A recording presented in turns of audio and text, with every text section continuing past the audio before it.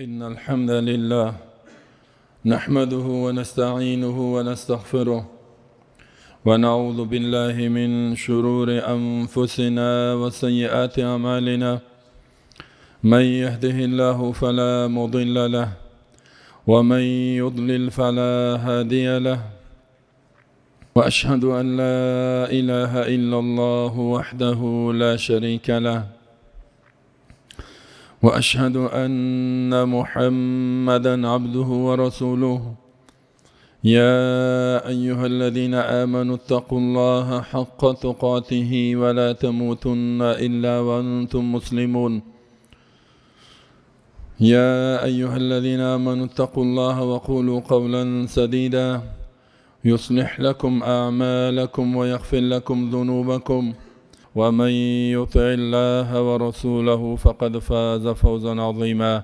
أما بعد، فإن خير الكلام كلام الله، وخير الهدي هدي محمد صلى الله عليه وسلم، وشر الأمور محدثاتها، فإن كل محدثة بدعة، وكل بدعة ضلالة، وكل ضلالة في النار. وصلى الله على نبينا محمد وآله وصحبه وسلم تسليما كثيرا. دوستان عزیز، برادران و خواهرای محترم، در ارتباط با 10 روز اخیر رمضان، عبادت های بسیار مهم و وقتش بسیار محدود است که یک مسلمان زیاد و زیاد تلاش بکند که الله را راضی کنه و در کم وقت بسیار ثواب ها و بسیار نعمت های الله را به دست بیارد. یکی خو هر وقت یک مؤمن باید پشت اعمال صالحه جدی تلاش کند. صحابه رضی الله عنهم فکرشان همی بود که بهترین اعمال پرسان میکردند که کدام عمل ثوابش بالاتر است در امو زمانی که اینا زندگی میکنن که اونمو را انجام بدن و باز اونمو عمل انجام میدادن. الله متعال در قرآن تشویق میکند که شما در اعمال نیک و اعمال صالحه، هر عملی که الله متعال راضی میشه و سبب خوشحالی و رضایت زیاد الله میشد، زیاد تلاش کنین و از یک دیگه پیشی کنین، حتی مسابقه بکنین در اعمال. قسمی که در سورت آل عمران می فرماید که وسارعوا الی مغفرة من ربکم و جنت عرضها السماوات والارض وعدت للمتقین. وسارعوا، تیزی بکنین، از یک دیگر پیشی بکنین، الی مغفرة من ربکم، به اعمالی که سبب بخشش گناه های شما می شود، اعمالی که سبب بخشش می شود از جانب ربتان، و جنت، و از یک دیگر پیشی بکنین به خاطر به دست آوردن جنت، عرضها السماوات والارض، که بر از او و عرضش آسمان ها و زمین است، و عدت للمتقین، الله جنت ها را از قبل آماده کردگی است بر متقیا. بزرگترین هدف یک مؤمنی است که در دنیا زندگی خود قسم تنظیم کنه که جنت به دست بیارد. هر عملش باید با آخرت ارتباط داشته باشد، هر عملش در تصورش آخرت و جنت باشد.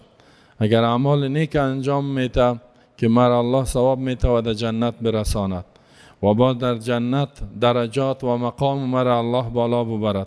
چقدر که انسان عمل میکنه امان قدر مرتبهش پیش الله بلند میشه، زیرا الله در قرآن بسیار جایا میگه ولکل درجات مما عملوا، از برای هر انسان اگر مؤمن است یا کافر است درجات است، مما عملوا، از اعمالی که انجام میتن. اگر کافر باشد، در کفر شدید باشد، جنایت زیاد باشد، اونجا عذاب ها درجات خود داره، در بدترین عذاب ها می باشد. و اگر مؤمن باشد، زیاد عمل بکند، زیاد تلاش کند، اونجا درجات در اعمال صالحه و در جنت درجات است. پیامبر صلی الله علیه و سلم می فرماید در جنت درجات هر درجهش در بین آسمان و زمین یعنی نقف فاصله است، بسیار یک فاصله بزرگ است. ولی به اساس اعمال انسان الله در درجاتش بلند میبرد. پس اینجاست که مؤمن اگر عمل نیک انجام میده که ما در قیامت الله به امرای ما حساب ما آسان کند و مرا در جنت ببره و درجات ما بلند کند. و اگر گناه است اجتناب میکنه و هم از قیامت ایمان داره، میگه اگر من گناه بکنم الله مرا جزا میده. هر عمل انسان بعد در مرگش یعنی دوباره زنده شدن باید ارتباط بگیره. همین جاست که صحابه کدام عملی را که انجام میدادن چند شرایط در نظر میگرفتن. یکی بود که میدیدن که مطابق وحی است یعنی مطابق کلام الله، مطابق سنت هدایت پیامبر است، یعنی آیا در این باره کدام حدیث صحیح یا کدام آیت وجود داره یا نداره. اگر آیت و حدیث می بود عمل می کردن، در غیر از اونه زیرا یک کسی اگر عمل بکند یک عمل صالح را و دو دلیل نباشد از پیامبر و در قرآن وحی وجود نداشته باشه و عملش مردود است، مقبول نیست، یک ضرر شیخ و عملش قبول نیست و دیگه ای که مرتکب یک گناه بزرگ میشه که بدعت است و ضلالت است.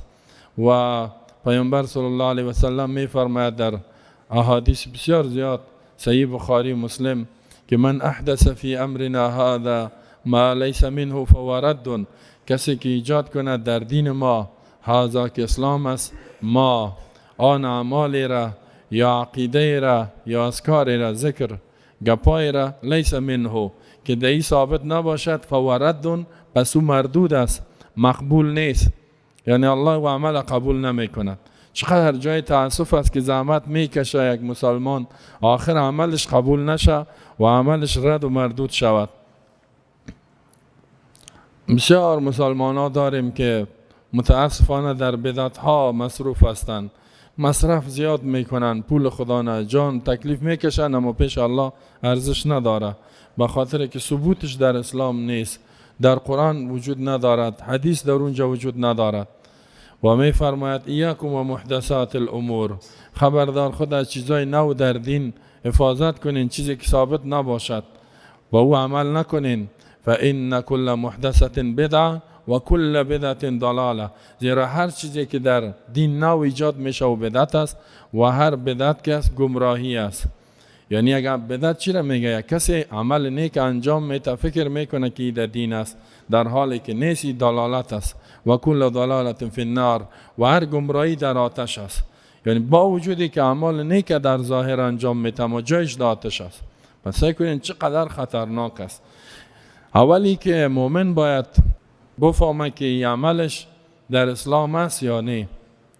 پیامبر گفتگی است، حدیث صحیح وجود داره یا نداره. و دوم اخلاص باشد، یعنی عمل فقط به خاطر الله انجام بده، هدفش دیگه هیچ چیز نباشه، نه مردم باشد، نه ای که مردمی را تمجید کنه و نه ای که دنیا را به دست بیاره، فقط هدفشی باشه که الله راضی شود و جنت به دست بیاره و از آتش جهنم نجات پیدا کند. و سومی که یک عملی را که انجام میده در او خشوع باشد، حضور قلب باشد. یعنی اعمال اگر قرآن میخواند، اگر نماز میخواند، اگر ذکر میکنه، قلبش غافل نباشد. این تو نباشه که معنای گپ خدا، معنای نماز خدا، معنای ذکر خدا، معنای عبادت خدا نمیفهمه. زیرا خشوع هم بسیار مهم است. حتی بعضی واجب گفتگی است، اگر در نماز است، اگر در ذکر است، اگر در انجام هر عمل است. قد افلح المؤمنون الذين هم في صلاتهم خاشعون، بدون شک کامیاب است اونمون مؤمنینی که در نمازشان خشوع دارند. خشوعی که معنای نماز میفهمه، تا که معنا را نفهمی خشوع پیدا نمیشه. اولین شرطش اینمی است. همین که الله اکبر میگه باید بفهمه که الله اکبر چی معنا؟ سبحانك اللهم و بحمدک و تبارک اسمک و تعالی جدک و لا اله غیرک. این را باید معنایش بفهمه که چی معنا؟ سبحانك اللهم، اینجا سبحانك خطاب است، به کی خطاب میکنی؟ سبحانه چی معنا؟ اللهم چی معنا؟ و بحمدک چی معنا؟ و تبارک اسمک چی معنا؟ این را باید بفهمی و با فهم معنا و تدبر در معنا بعد از اینکه الحمدلله رب العالمین میگی، این را بفهمی. الرحمن الرحیم مالک یوم الدین ایاک نعبد و ایاک نستعین. چی معنا ایاک نعبد میگی؟ این را باید بسیار به حضور قلب و قسم عبادت کنی که ان تعبد الله کانک تراه، گویا که تو الله را میبینی. به این درجه باشد، یعنی الله متوجه تو است. الله تو در عبادت ها، ذکر همش، زمانی که انسان عبادت میکنه میگه با توجه باشد، الله به این توجه میکند. زمانی قلبش غافل شد بعد الله برش توجه نمیکند. عبادت های ما و شما زیاد عبادت میکنیم اما لذت نداره، شیرینی ندارد، حلاوت نداره. از عبادت خود لذت نمیگیریم، در زندگی ما تغییر نمیاد. چرا نمیاد؟ به خاطر که اینمی شرایط دوم مراعات نشدگی است.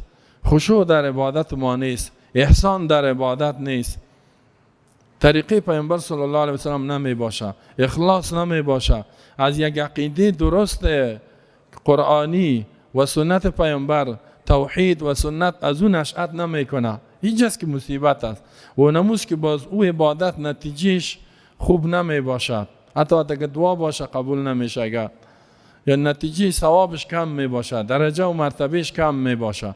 کوشش کنیم که می اسباب خشوع و حضور قلب در زندگی خود ایجاد کنیم و الله را قسم عبادت کنیم، قسم اطاعت بکنیم، امو قسمی که الله از ما میخواد. ان تعبد الله کانک تراه، اینطوری که مطابق خواهشات خود عبادت کنیم. فإن لم تكن تراه فهو يراك، اگر اینطور نیست الله تو را میبینه. قرآن که میخوانیم باید معنایش بفهمیم، با تدبر بخوانیم، با تفکر بخوانیم. ماه رمضان ماه قرآن است، باید زیاد وقت ما در خواندن قرآن تیر شود. اما متاسفانه مسلمانای ما معنای قرآن نمیفهمه، ترجمهش نمیفهمه. پس او چه قسم فکر کنه؟ کتاب انزلنا الیک لیدبروا آیاتی، الله میگه قرآن که ما نازل کردیم مبارک دی بسیار خیر است. خود چرا نازل شده؟ لیدبروا آیاتی، تا که انسانات تدبر بکنن، تفکر کنن در معنایش. ولیتذکر اولو الالباب، چقدر قرآن با تفکر بخوانی و نمو قدر در وجود انسان تقوا پیدا می شود و نمون قدر در قلب انسان ایمان مثل کوز محکم می شود، ایمانش تقویه می شود. اما تنها لفظ می خوانه و معنا را نمی فهمه. بین که در عبادت های خود روح عبادت، معنای واقعی عبادت، عبادت پیامبر و صحابه را در زندگی خود احیا کنیم. همو عبادتی که الله از ما میخواهد و نمو عبادت و اطاعت و بندگی که پیامبر صلی الله علیه وسلم بر ما شما هدایت کردگی است و راهنمایی کردگی است که این چنین عبادت کنید.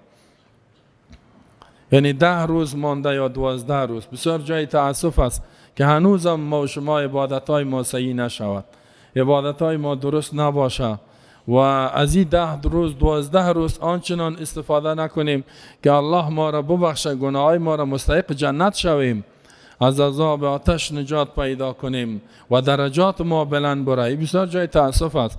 بسیار بیدار شوین، خود تکان بتیم، باید تعهد بکنین که قرآن تا وقتی که کل معناش یاد نگرفتیم ادامه میتیم. هر جایی که درس دین است و قرآن است اونجا ما باید برش وقت بتم، باید یک آیت تیر شما معنایش بفهمم که چی میگه. این بسیار جدی تلاش کنیم و دیگه تعهد کنیم که فضای رمضان بعد از رمضان، همین قسمی که در رمضان عبادت و اطاعت میکردم، از گناه دور بودم، اینمی قسم بعد از رمضان هم می باشم. این تعهد و این به الله توبه کنیم و با خالق خود این تعهد بکنیم. این تو نباشه که بعد رمضان خلاص ناشده در عید که از با تمام گناه را در روز اول عید یا شب عید شروع میکنی. بسیار مسلمان ها داریم مثل که یک کسی غذا را میخوره، باز بعد از غذا دست دادان خود پرته کلش پس قای کنه و سپرته. عبادت میکنه میشه و اول عید شد نامش گناه و جنایت است انجام میده. اگر نشست، اگر شراب است، اگر موسیقی است، اگر رقص است، هر گناهی که است شب عید است. از الله بترسین. شب عید به خاطر گناه نیست، به خاطر ناراض کردن الله نیست. شب عید شب عبادت است. برای روزی آمادگی گرفتن است، برای نماز، برای عبادت. روزی دم باید با عبادت ها و با اطاعت های الله و امر بالمعروف نهی از منکر آغاز کنیم. زیرا ما و شما 24 ساعت هر لحظه، هر ماه و هر روز باید بندگی الله را کنیم. این نیست که در اسلام عبادت ها فقط برای یک ماه باشد، یا فقط برای 10 روز باشد، یا فقط برای چند ساعت باشد. 24 ساعت عبادت و اطاعت الله را الله از ما و شما میخواهد. پس در عبادت های خود اینی شرایط بسیار مهم است دوستا.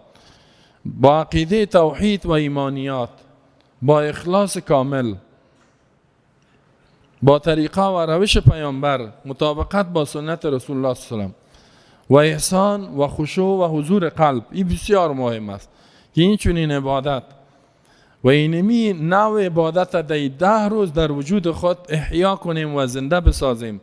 بعد از این کل سال خدا می تو باید عبادت و اطاعت کنیم که دعای ما و شما زمانی که عبادت ما پیش الله قبول شد، با دعای ما قبول میشه، باز الله مشکلات ما و شما را هم حل میکنه. نماز ببینی صحیح نماز نمیخوانه دوستا، یک نماز میخوانه که با معنای نماز خود نمیفهمه، با مفهوم نماز نمیفهمه، مقتضیات صلات نمیفهمه که این نماز از ما چی تقاضا داره. اینجاست که اکثر نمازگزارای ما همون گناهی که سابق میکرده هیچ گناه را ترک نمیکنه. نماز میخوانه ایاک نعبد و ایاک نستعین، اما باز ببینی که از دیگه کس اطاعت میکنه، گاهی از خواهشات خود، گاهی از مردم، گاهی از قوم، گاهی از دیگرا. ایاک نعبد خود تو گفتی که یا الله فقط از قانون و دستور تو ما اطاعت میکنم، باز تو میری یک گناه دیگر را میکنی. چه تعجب است به تو نمازگزارا. الله میگه اقیم الصلاة ان الصلاة تنهی عن الفحشاء والمنکر. نماز قائم بکو، برپا بکو، دائم ادامه بده، زیرا نماز از فحشا و منکر مانع میشه. اما ما نماز میخوانیم هیچ و نمو گناه کسی تغییر نمیخوره، تصمیم نداره گناه را از وجود خود، از چهره خود، از بدن خود، از فامیل خود، از جامعه خود گناه را دور کنه و علیه گناه، معاصی و نافرمانی مبارزه کند. این روح عبادت خود را بین که واقعی بسازیم، حقیقی بسازیم، نشوه که 60 سال 70 سال عبادت آخر آمیچ. پیامبر صلی الله علیه و سلم می فرماید کسی رمضان آمد در زندگیش به حد عبادت نکرد که مستحق جنت شوه، میگه هلاک شوی، بینی از این خاک آلود شوه. در رمضان آمد در وجودش تغییر نامد، خود را اصلاح نکرد. پس هدف اصلی یکی از موضوعات این جمعه می بوده که عبادت های ما، اطاعت ما، اینمی شرایط الله برش تعیین کرده برای قبولیت عبادت ها. در غیر از او عبادت ها بی ارزش است پیش الله متعال. این دو هم عبادت میکنه چون که شرایط دو نیست. آن صبح میگن پایلوچ میره در امثال، عقیده توحید نداره، اخلاص نداره، طریقه پیامبر در عبادتش نیست، مردود است. یهودی ها عبادت میکنن، مسیحی ها یا عیسوی ها و نصرانی ها یا عبادت میکنن، بودایی ها عبادت میکنن. چرا پیش الله ارزش نداره؟ این را بفهمیم. باید عبادت مشرکین الله میگه اولئک حبطت اعمالهم، اعمال نیکشان برباد است. چقدر جای تاسف است. عبادت بکو 100 سال، اولئک حبطت اعمالهم و فی النار هم خالدون، در آتش همیشه میمانه با وجود عبادت. این بسیار جای تاسف است که مسلمان هم اینطور باشه، عبادت کرده میره، نماز خواند یا خدا قبول کنه، روزه گرفت یا خدا قبول کنه، از روزهش هیچ، نمازش بیفایده، ذکرش بیفایده،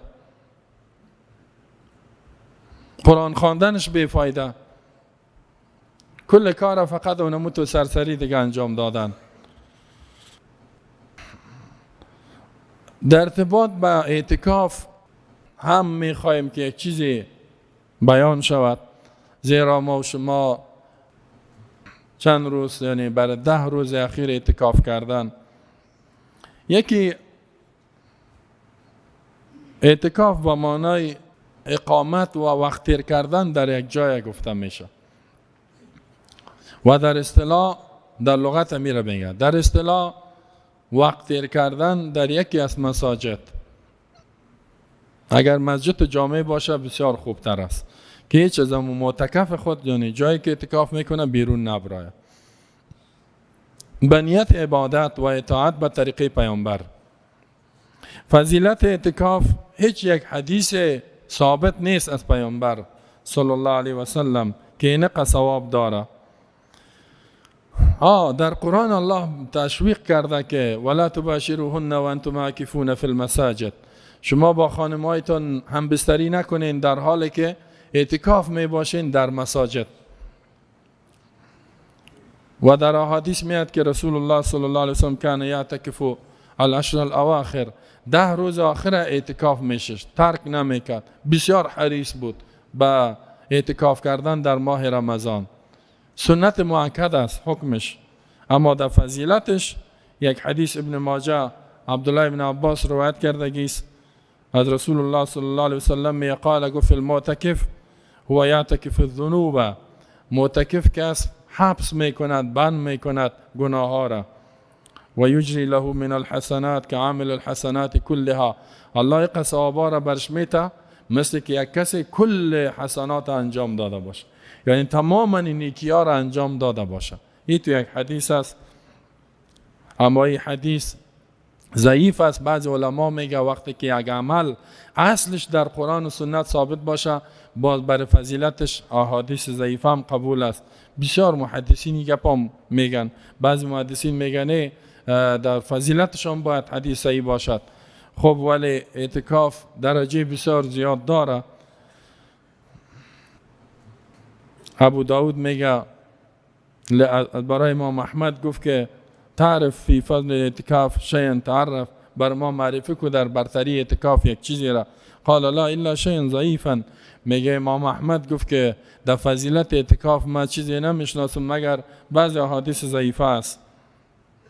اعتکاف پیامبر صلی الله علیه و سلم به خاطر چی بود؟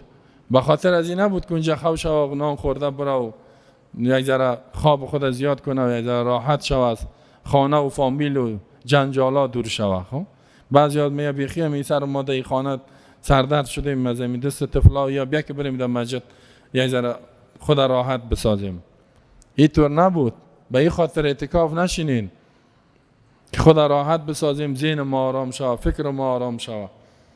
اعتکاف پیامبر صلی الله علیه و سلم التماسا للیلة القدر به خاطر طلب کردن شب قدر بود، به خاطر به دست آوردن عبادت بزرگ که شب قدر به دست بیاره.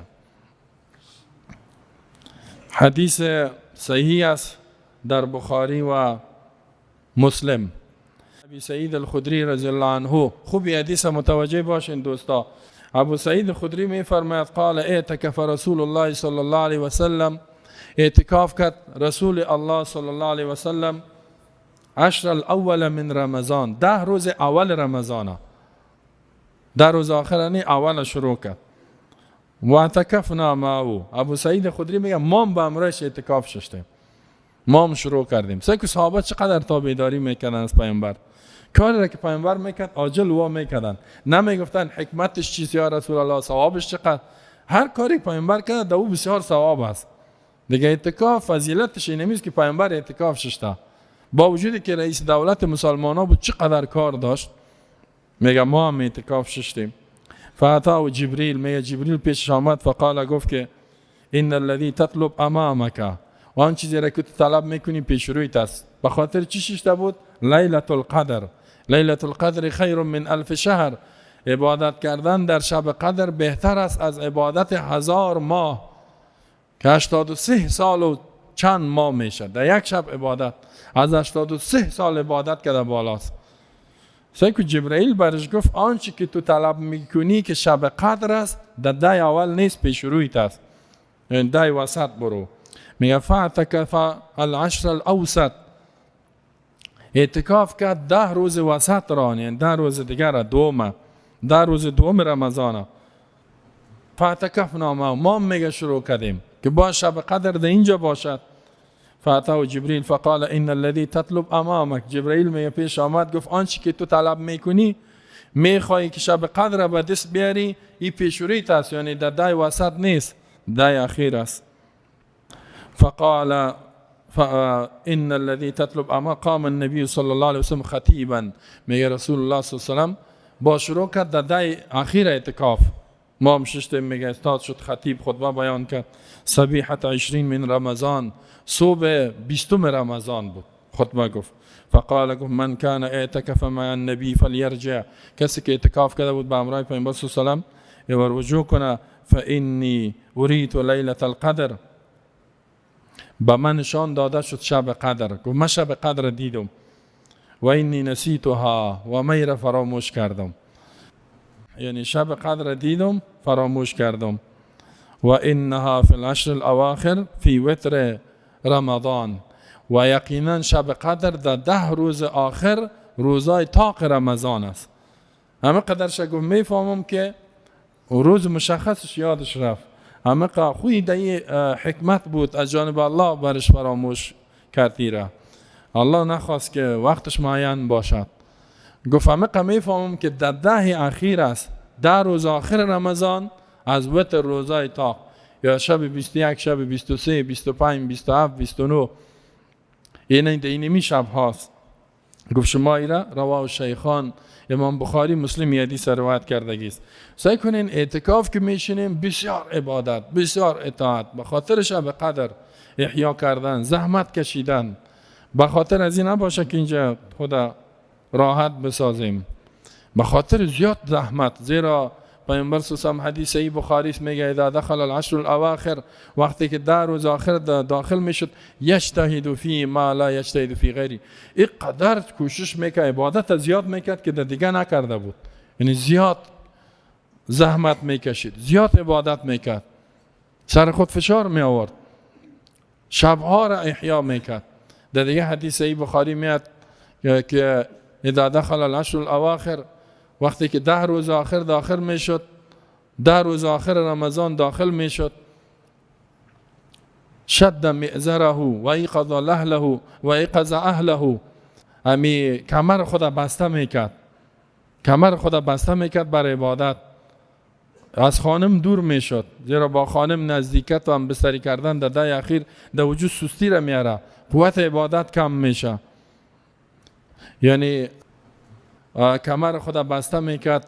هدفش اینمی است که از خانم‌های خود دور میشد و به عبادت زیاد شروع میکرد. و ایقظ اهل و خانواده خدا بیدار میکرد بر عبادت.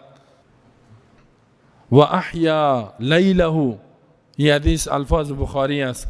و احیا میکرد شبش را، یعنی نگفته، یعنی اینجا میگه اکثریت شب یا کل شب احیا میکرد، کل شب عبادت تیر میکرد. اما تو با خشوع، با حضور قلب، با اخلاص کامل، با عقیده کامل توحید. پس ما و شما دوستایی که عمرش بسیار تیر شد اعتکاف نکردنه، هنوز انتظار است این سال و سال، بعضی مرگش میروه. بیاین که وقتی که مشکل بسیار زیاد نباشد اعتکاف بشینن، زیرا سنت مؤکد است حکمش که مواظبت کرده پیامبر صلی الله علیه و سلم تا مرگ. عایشه رضی الله عنها میگه، یک حدیث براتون بگویم که ان النبی صلی الله علیه و سلم کان یعتکف العشر الاواخر من رمضان حتی توفاه الله. پیامبر صلی الله علیه و سلم اعتکاف میکرد در 10 اخیر رمضان تا اینکه توفاه الله، الله روحش گرفت، یعنی تا مرگ. ثم اعتکف ازواجه بعد، و بعد از این خانمهایش اعتکاف میکردن در مسجد نبوی. متفق علیه امام بخاری مسلمی را روایت کرده است. اگر یک کسی فقیر باشد، اگر کار نکنه خانوادهش تمویل نمیشه، او مجبور است او کاروبار کنه و به اهل خود رسیدگی کنه. اما اگر کس سرمایه الله برش دادگی است، 10 روز اگر عبادت کنه، در نگاه اقتصادی و غذای فامیلش مشکل پیدا نمیشه، اینا اعتکاف بکنن، این بزرگترین عبادت به دست بیارن، وقت خدا نباید ضایع کنن. میگه ولد می 10 روز بیرون چه کردیم، ما چکر یا بگردیم آزاد باشیم. بهترین سیاحت از صحابه همی بود که در عبادت الله تیر میکردن. بهترین لحظات خوشحالی زندگیشانی بود که در عبادت و اطاعت الله تیر میشد. صحابه تو یک عقیده داشتن، کدام لحظه زندگیش در عبادت تیر شد از اونمو بسیار خوش می بود. معلوم نیست که آیا ما و شما سال بعدی حیات داریم یا نه. تا که یک مشکل جدی نباشه اعتکاف بسیار مهم است. وقد اعتکف النبی صلی الله علیه وسلم فی رمضان الاخیر من حیاته 20 یوما. میگه در رمضان آخر پیامبر صلی الله علیه و سلم اعتکافش 20 روز. زیرا الله برش خبر داده بود توسط جبریل که امسال تو از دنیا میری. 20 روز ششت.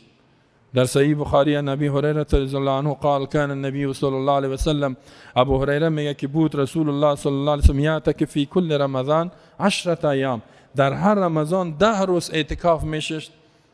فلما كان عام الذي قبض منه، زمانی که مو سالی که قبض میشد از دنیا میرفت، اعتکف 20 یوما، اعتکاف کرد 20 روز. این حدیث هم در صحیح بخاری است. 20 روز اعتکاف شد. وقت اعتکاف تعیین نیست، یک ماه هم کسی میتونه. از ما بعضی دوستان الله اعتکافشان قبول کنه 20 روز ششتن، با وجودی که بسیار وظیفه هم کارم داشت. یکی از دوستا میگه 2 نفر ما 20 روزه ششتگی است. الله ثوابای زیادی نصیبشان کنه. اما روح عبادت، روح اعتکاف میخوایم که در وجودشان پیدا شد. چیزایی که بیان شد در زندگیش، در اخلاقش، در ایمانش باید تغییرات بیاد، در اعمالش باید تغییرات بیاد. بعد از اعتکاف که میبره یک شخص دیگری باشه، نباشه که اونمو آدم سابقه. در روز اعتکافش پس برآمد هیچ. باید یک تغییر، یک انقلاب مثبت در وجود معتکفین بیاد. حافظ ابن حجر میگه سبب دایی بود که پیامبر صلی الله علیه و سلم میفهمید که اجلش آخری است. با ما واسه که او را خو الله خبر داد. ما و شما چی میفهمیم؟ ما و شما تا باید 20 روز 8 سال بشینیم، زیرا معلوم نیست که کی میمریم. ما اراده کرد که یستکثر من اعمال الخیر، اعمال خیر زیاد کنه. پیامبر اراده کرد. و جبریل میگه کان یعارض القرآن فی کل رمضان مرة. جبرائیل میگه معارضه بیان میکرد قرآن و پیامبر در هر رمضان یک بار قرآن. فلما كان عام الذي قبض فيه، زمانی همون سالی شد که پیامبر از دنیا میرفت، عارضه بی مرتين، 2 مرتبه قرآن برش بیان کرد. با می خاطر پیامبر صلی الله علیه و میگه فلذلك فقدر ما كان يعتكف مرتين، 2 مرتبه یعنی که اعتکاف بود، 1 مرتبه هر سال، یعنی 2 مرتبه اعتکاف، 20 روز اعتکاف کرد. و هذا مشعر بمواظبته صلی الله علیه و سلم. از این حدیث فهمیده میشه که پیامبر صلی الله علیه و همیشه اعتکاف میکرده. در عبادت اعتکاف تا اینکه دنیا رفت و انه لم ينسخ، منسوخ نشدگیست. و لهذا اعتکف ازواجه من بعدی، خانمایشان بعد از اعتکاف کرد در مسجد. کدام خانمایی که در خانه اعتکاف میکنه او ثابت نیست و اکثر محدثین او را بدعت میگن، گناه میگن، ناجایز میگن. ما اینجا کسی خانما اعتکاف کنه جای داره، ما نه، محفوظ جای است اعتکاف بکنه. بر خانما هم تاکوی است، میتونه یک 20 نفرشان اعتکاف بشینن، اما در خانه نشینن. اگر اعتکاف میشینن در مسجد بشینن، بهترین جای است. در خانه ثابت نیست. امام ابن بطال میگه فهذا يدل على ان الاعتکاف من السنن المؤکده. از این فهمیده میشه که اعتکاف از سنت های بسیار تاکید شده است، زیرا پیامبر صلی الله علیه و آله دوام کرده است برای مؤمنین اقتدا بکنن، باید لازم است به نبیشان. امام زهری میگه عجبا من الناس کیف ترک الاعتکاف، تعجب است برای مردم چه قسم اعتکاف ترک میکنن. و رسول الله صلی الله علیه و سلم کان یفعل شیء و یترکه، پیامبر صلی الله علیه و بعضی کارهای نیک که میکرد انجام میداد، ترکش هم میکرد. و ما ترک الاعتکاف حتی قبضه، اعتکاف هیچ ترک نکرد تا اینکه مرگش آمده. چه قسمی مؤمنا سستی میکنند ای فالنبی. پس بر رسول الله صلی الله علیه و سلم اعتکاف ترک نکرده است. از زمانی که در مدینه مهاجر شد، با وجودی که مهاجر هم بود، مشکلات هم بود، هر آن حملات کفار هم بود، مشکلات امنیتی زیاد بود. حالا یکم تو میگم مشکلات امنیتی است. مشکلات امنیتی دوران پیامبر صلی الله علیه و زیاد بود از این مشکلات فعلی کرده. حالا چی مشکلات است؟ تو چی کار هستی؟ کدام وزیر هستی؟ کدام رئیس هستی؟ کدام حالا خوی یک آدم عادی است قرار در خانه خواه هستی، نه؟ مشکلات امنیتی است. این هم شیطان وسوسه میکنه، نه؟ مشکلات امنیتی است. برای تو چی مشکلات امنیتی است؟ اگر هست مشکلات امنیتی به یگام تا دیگه می باشه. برای تو چی مشکلات امنیتی است؟ یک آدم عادی، هیچ کس نه تو را میشناسه، نه نام و نشانت، نه کدام کاری را در جامعه انجام دادی که مورد توجه کسی قرار بگیری. تو جایگاه چیه؟ تو چی کاره هستی؟ والا مشکلات امنیتی است. نه یک بانه به پیش زن خود میگه دیگه. زن که بگه چرا اعتکاف نمیکنی یا مردکه؟ ما خود دست تو به تکلیف آمدیم، برو که مجه ذره اصلاح شوینی برای 10 روز. چی میگه؟ مشکلات امنیتی است. یک بانه وسوسه شیطان است. وقتی که میگه مهاجر شد اعتکاف ترک نکرده الا فی 3 رمضان، مگر در 3 رمضان. 3 رمضان او هم چی بود؟ وقد قضا فی احدى تلك الثلاث. باز میگه همون قضاییش هم آوردگی است، یعنی قپیم بسم جدی بود. قضاییش در ماه شوال گرفته، در شوال، یعنی 10 روز شوال اعتکاف کرده، سالی که قضا شدگی است. یعنی 9 ماه روزه بوده در مدینه و کان اول ما صام فی السنه الثانیه هجری، در سال 2 هجری روزه گرفته و اعتکاف شروع کردگی است.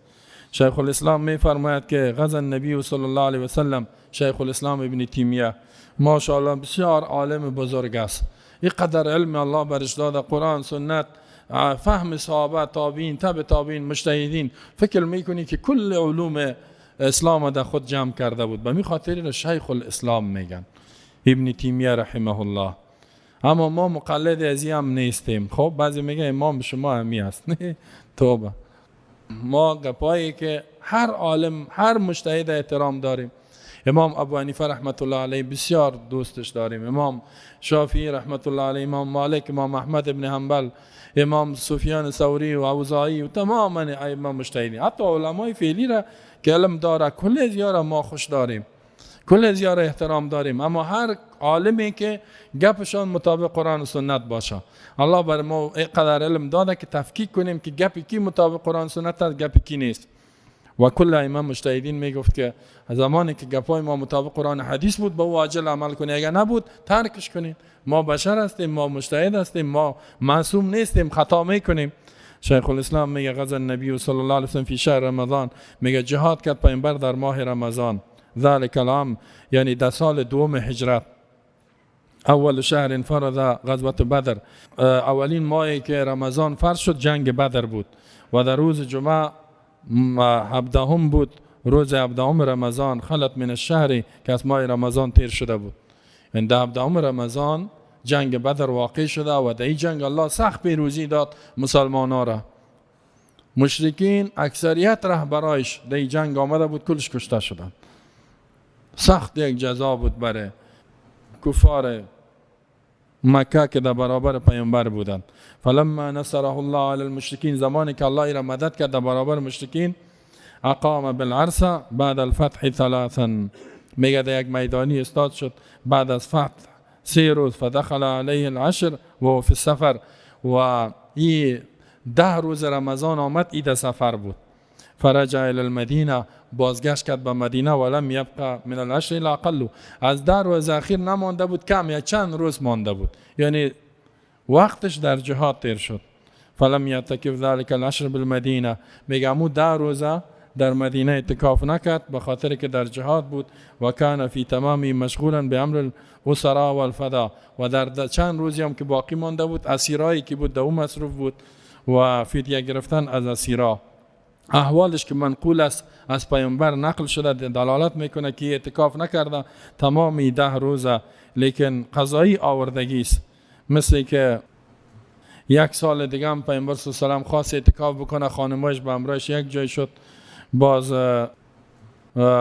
او سال هم لغو کرد و باز در ماه شوال ایره به قضایی آوردگی است. پس سعی کنین که پیامبر صلی الله علیه و سلم اعتکاف هیچ وقت ترک نمیکرد، با وجودی که بسیار مصروفیت ها داشت، ولی اعتکافش به خاطر چی بود؟ عبادت، احیای لیلة القدر، زیاد عبادت، زیاد اطاعت، زیاد خود را به الله نزدیک کردن و درجات حاصل کردن. دیگه الله بر ما و شما توفیق نصیب کنه که هر عمل خیر در 10 روز 12 روز بسیار دیگه عبادت خدا، اطاعت خدا، کیفیت عبادت صورت ببخشیم. اخلاق خود، اعمال خود اصلاح کنیم، توبه های بسیار پی در پی و تعهدات زیاد با خالق خود بکنیم که یا الله بعد از رمضان، در جریان رمضان دیگه هیچ به طرف گناه و اهل گناه و ظالمان نمیرم. هر آنچه که تو دستور میتی او را عملی میکنم و در این راه همه مشکلات برداشت میکنم. الله بر ما شما توفیق عمل نصیب کنه. بارک الله لی و لکم فی القرآن العظیم و نفعنی و ایاکم بالآیات و الذکر الحکیم. انه تعالی جواد کریم ملک بر و رب الرؤوف الرحیم.